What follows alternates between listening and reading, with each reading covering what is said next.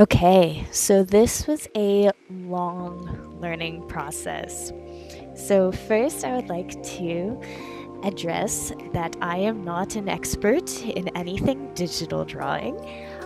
This was hard work and determination to make anything work. I wasn't looking up help on Google like I should have. This is just me going in to what I know, and that's not much. So this piece is from my comic book. It's a little bit more of an updated version from what is actually there in my comic. But this is Gamma Gray. This is my baby. The person in the middle, you'll see, her name is Audrey.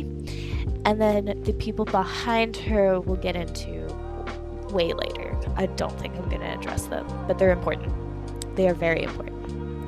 So this was done digitally, like I said, but digital versus traditional is very hard for me.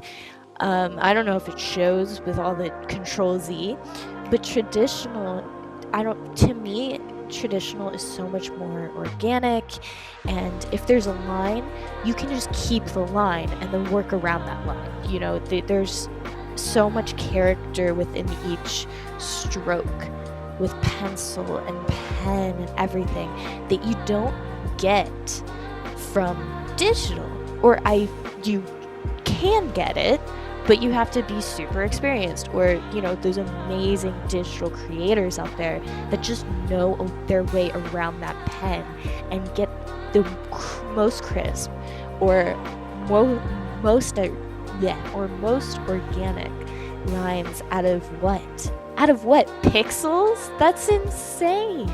They're insane for that. So this is me attempting to do something similar. So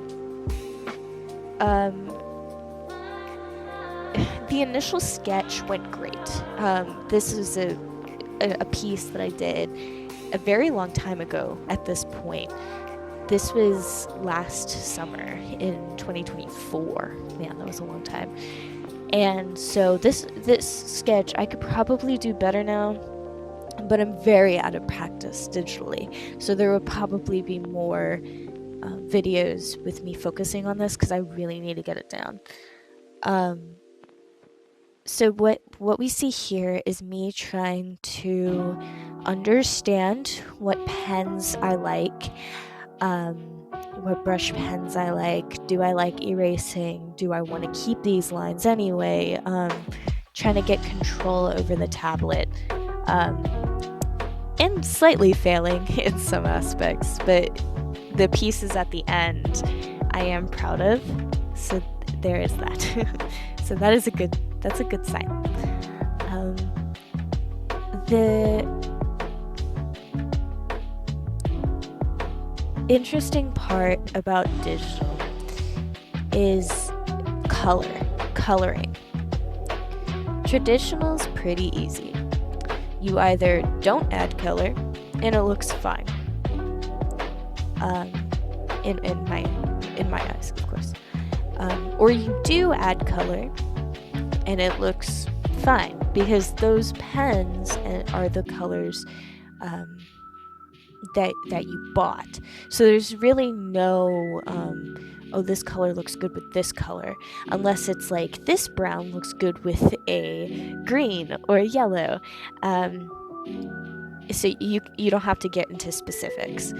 Digital is like this emerald green looks really good, but this I'm making things up. This everclean green looks even better. And if we want to get so real with you right now, the mid-tone of those two colors, deep ivory, I'm making things up,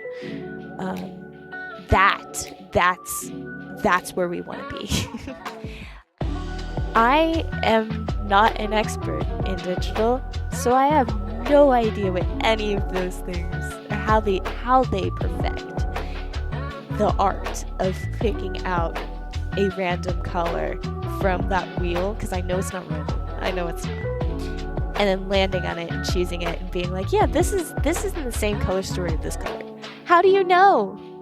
How do you know? I'm genuinely interested. Like, I don't know. I've seen videos, okay?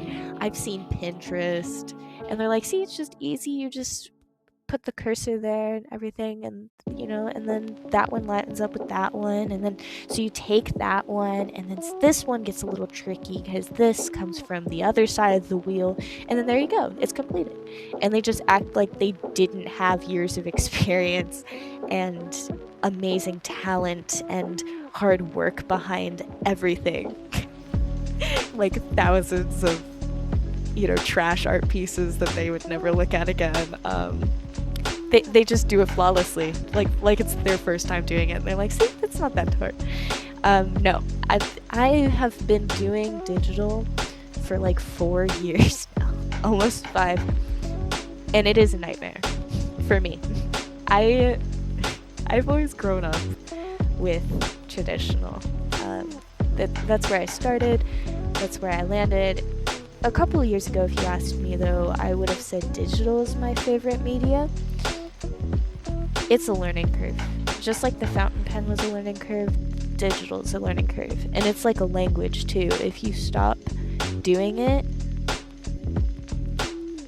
then, that's just it. You lose it. And then you have to relearn it. It's like getting on a bike, but if you were to get on a bike, ride around the neighborhood a little bit, really wiggly and wobbly and unbalanced, and then a dog comes up to you and it's super happy and it wants to say hi, and you lean over to pet it and you like damage yourself and your bike and have to buy a new bike. But then once you get on the second time, then you're good to go. That's kind of how digital feels to me. It's just about it's not just about getting on the bike. It's about pedaling, meeting the dog, falling off, bleeding a little bit, then buying a new bike, and then we're good to go. So this is me getting back on the new bike. So my solution to this color problem that I had was I was like, you know what? Things with filters look good. Why do they look good? Because they put a color over it. And also because I've seen it on Pinterest once, but I don't think they used it like this because I am an idiot. And I didn't take notes like I should have with that amazing video and that amazing artist. I don't remember who it is, otherwise I would credit them, of course. But if I do find it, it will be on here. So my solution to this, my duct tape, if you will, to their nail in the wall, my quick fix was to just put a screen of green over the characters, the entire thing, the line art, everything, and pick colors. And it's pretty vibrant. I'm pretty sure you can see there. It's a pretty vibrant green. Okay, the opacity was not turned very, very much down, but I did turn the opacity down slightly. And I just picked out colors that looked good underneath it. That's it. I just picked good colors that looked good underneath it, and then I struggled to find a way to, what's the word?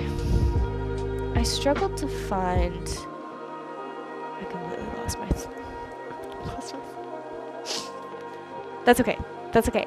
So, I struggled to find out if I wanted to keep the green layer or get rid of it after I was done, because I noticed that it was working for me, and then I got used to it. Like looking in the mirror, you get used to it. But I confronted my greatest critic, and my mom keeps me humble, okay? I say nothing bad about my mom. She's great.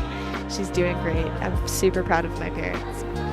But my mom, I took it to her and I was like, hey, what do you think about this? And she looked at it for a minute. She looked at it for a really long minute. And she goes, okay, green, off. It's like, okay, great. Thank you. And there's a couple more flaws to that art piece, like the blonde-haired girl, her hand looks weird. The girl in the back, her hand also looks weird, and then the girl in the front has weird shadows on her face, which I thought were cool and trendy and all that. And then I took it to my mom and she's like, what's that? Do you want to keep that on there? Really? It's like, okay, that's code for erase it and throw it away. No, she's amazing. She's amazing. And I had my dad look at it too, and he said the exact same thing. They did not conversate before that conversation. It just happened, and it was very good critiques because I fixed it, and you'll see it at the end of the video that I fixed it, and it looks great now. It looks fine now. The only thing that I would change is the gray around the edge looks green. I don't know. Like, I'd want to fix it and I want to erase it, but the main character sticks out a lot right now, and I want to keep that. That's part of what I wanted to do. So this is the subway, and this is the part of Gamma Gray where everything starts to go downhill. This is the panel before the last one you just saw. So everything in Gamma Gray kind of goes down really fast, to put it lightly. Like four or five panels in the first version I've ever created, and then this one's like maybe 9, if that, and we're just talking panels. We're not even talking pages, we're talking panels, because this is a very quick story. So this subway scene is a little bit different. I needed to figure out how one draws a background. And you may be thinking, wait, but on the other videos you said you're an architect major. That would be correct. I don't know how to say this, but I'm still an artist that likes to draw people. So unfortunately, the backgrounds take a hit some of the time. I'm just saying. They just do. And don't get me wrong, they've improved 100%. If you are looking to improve your backgrounds, definitely look into the architecture realm. You will 100% you will. However, I must confess that sometimes it doesn't turn out very well. So this was a 1-point perspective, and that was good on me. That's fine. But the train was looking a little tykes for a very long time. And it wasn't correcting itself. And I was struggling. So you'll see me erase, put it back, do a whole bunch of things, tweak it around, turn it around, erase, Control-Z everything, go back to square one. I eventually landed on something I kind of liked, and we got mom's approval, so that's great. I'm an adult. I get my mom's approval and I'm happy. That's all I need. That's all I need in life. Is the approval of someone else. That's just sad. That's, you know what? We don't have to unpack that right now. We don't. We really don't. I just like talking about art, so we'll just stick to that. So this part was very fun. Okay, I do enjoy drawing backgrounds. I never said I was good at them, but I do enjoy them. Obviously, I would have to. My major. I don't want to talk about that right now. Let's focus on the subway. So this was interesting because I was playing with textures. Like I said, I'm experimenting with digital. I was playing with textures, messing around with lighting. You're gonna see a lot of bad choices and a lot of I would do this. That's amazing. Let me know. Because I help. I need help. So the sketch was again done in like 2024. So that I just kind of kept. The people as well. I would do so much better now. I hope so. I think. Let's hope that I would, because it's been a year of drawing people. So let's hope that I would. So this is a little bit different, where it's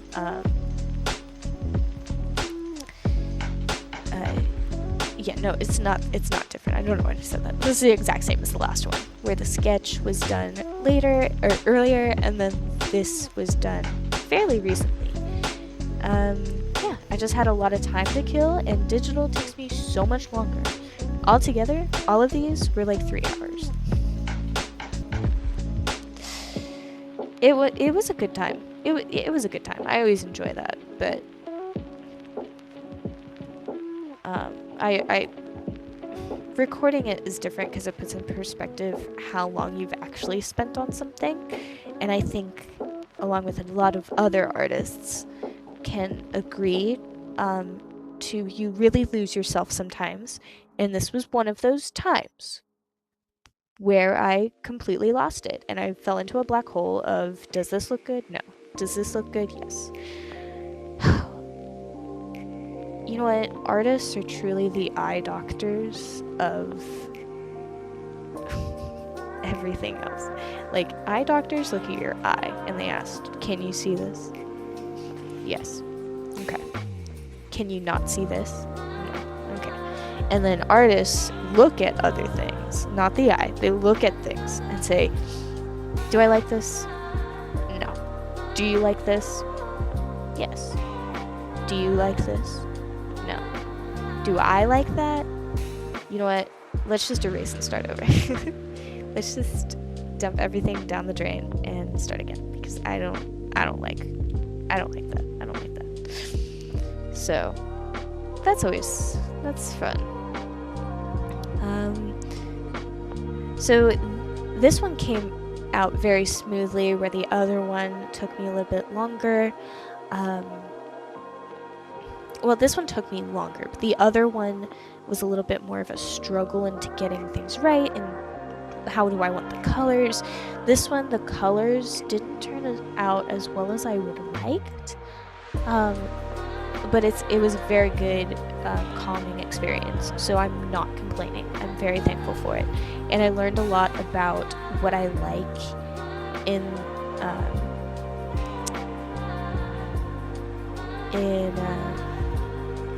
like backgrounds and shading the background and then focusing on the foreground. So this one taught me a lot about that.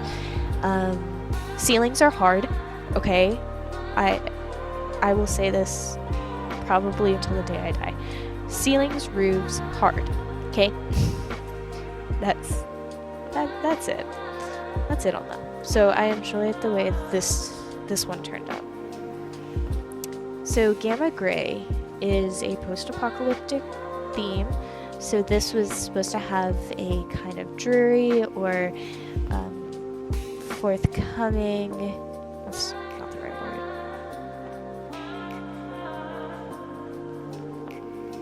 anticipation about it. That was the right word. That tells you that something's going to happen without telling you something's going to happen.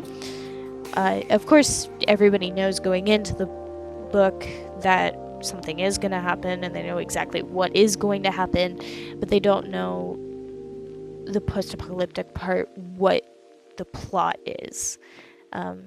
I love post-apocalyptic stuff.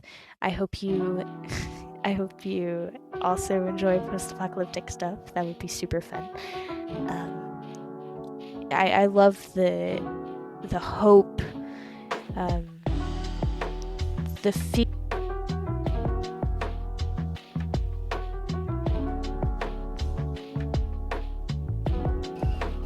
Hello. So I cut out there a little bit. That's fine. That's fine. But it's not fine because my headphones just decided to kick out. They were just going to not work on us anymore. So it's great. Um, no, I got onto a side tangent. It's totally fine. Um, so this piece is, like I said, the panel before the other panel, and it shows a little bit more about where we are, where they are. You know, is this a bus? Is this a train? It's a subway station. That's why the scene is so important to have in there, is because it literally shows where they are. So if you're ever making a comic, I highly recommend these little tidbits of information, like where they are, and give them like 2 panels just showing like the biggest picture, the smaller picture, like this panel right here, and then going into the next one, which is the character and kind of where they are. It's a little bit smaller, but it's not just their face with like the cheat code of putting just a blank texture behind them and calling it a day. But after these 2 panels, you could do that, right? Because we know where we are. So this, I'm hoping, is giving the illusion of like a semi-crowded, semi-busy work afternoon. Everybody's coming kind of home from work. It's a little bit after rush hour kind of a thing. So if it's not giving that vibe, please let me know. I won't change it, but I will do better. I promise. So that's supposed to give that kind of vibe. The next panel after these 2 is where everything hits the fan, per se. The idea of this is supposed to be a really quick, okay, here's a city, you know, here's the train. We think we're going to have her get into the house and say hi to her cats that she actually does have. But no, things fall from the ceiling. They first get a notification on their phone and everybody's looking into it. I like to imagine the girl from the other panel is actually on the phone with somebody and talking about like a war that's been happening for a little bit and like how that's going, kind of like an update in the news kind of a thing, before it all happens, which would be eerie to say the